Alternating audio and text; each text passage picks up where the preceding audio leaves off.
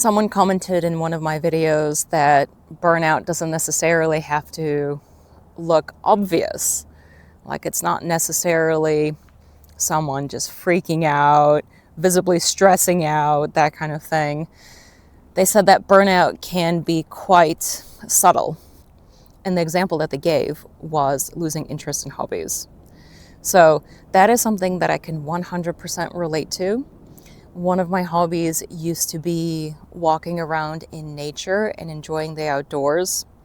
So I thought it would be quite poetic to talk about burnout in this beautiful place outdoors. I'm going to do a little bit of a look around. So for any Kiwis watching, I would love for you to guess where I am. Someone will figure it out. They always do. And I think it's those subtle signs of burnout that make the whole thing so dangerous, because you can live with a certain level of burnout for a very long time and not address it, and you'll pretty much be fine until the day that you're not fine. And that's what happened to me. In fact, my previous boss told me, she said, keep an eye on your burnout symptoms. Do not get to the point where, do not get to the point of no return where it completely overwhelms you. Address it beforehand. Which is very wise words. However, I want to just talk about the reality of addressing burnout beforehand for someone like me. And I know there are people watching who can relate. So, because those symptoms of burnout, before it gets really, really bad, is something that people can just kind of live with and start to think is just like a normal part of life, it can feel quite embarrassing or silly to maybe put more weight on those symptoms than you think they should have. I felt that if I had made a significant change in my life to address the burnout before it got really bad, I felt that it would be like I let someone down.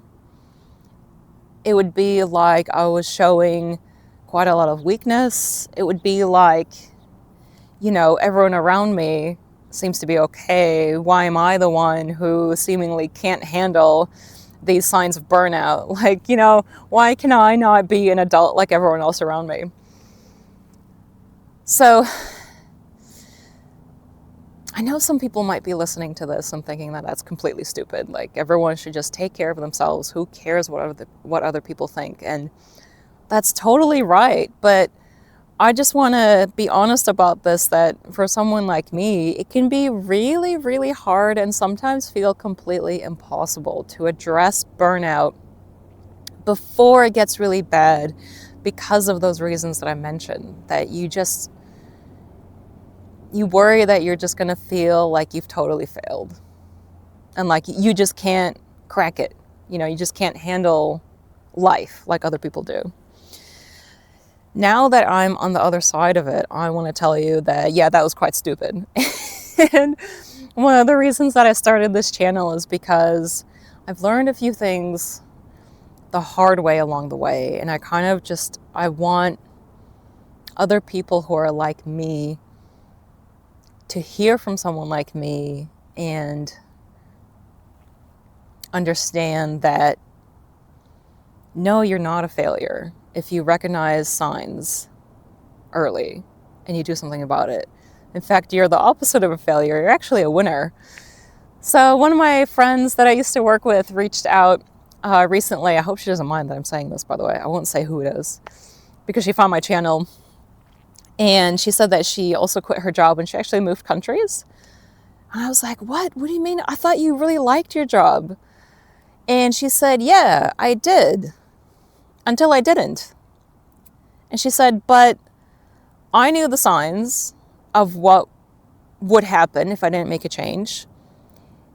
And I had the confidence to totally change my life before my mental health or my physical health basically gave way, which I thought was so admirable. That is exactly what I think everybody should be doing. People like me struggle with it because of all those things that I mentioned, but she is exactly, I think she's got it right. Like, we should all have the confidence, the sort of self-respect and the self-love to make those kinds of changes before our body or our mental health force us into making those changes. So I thought that was really cool. Yeah. If she wants to comment below and let us know a little bit more about her story, that'd be awesome. No pressure. Now, I was actually walking and talking, but then I ran into all these obstacles. I ran into like gates that I had to climb over and dead sheep that I had to stand over. I'm not 100% sure if I'm allowed to be here, so don't tell anyone. Isn't it great to talk about burnout in this place? There are no people here, just dead sheep, like I mentioned. Oh, and some living sheep, don't get me wrong. So what's my recovery been like so far? I will tell you that for the first few days after I quit my job, it was pretty emotional. So what I learned is that, stress and anxiety and all those negative things can really build up in your body physically. And then when you are given the space to release those things, they really do come out, like in the form of crying or, just having all sorts of emotional kind of outbursts. So in those first few days after I quit, I went into the woods, and luckily I live around a lot of nature, given I live in New Zealand. And I basically just walked listening to Enya and cried. And then after that, slowly, I started to get back into hobbies. I got back into a sleep routine. I got back into eating better, just all of those basics that are so easy to ignore when you're in the thick of it.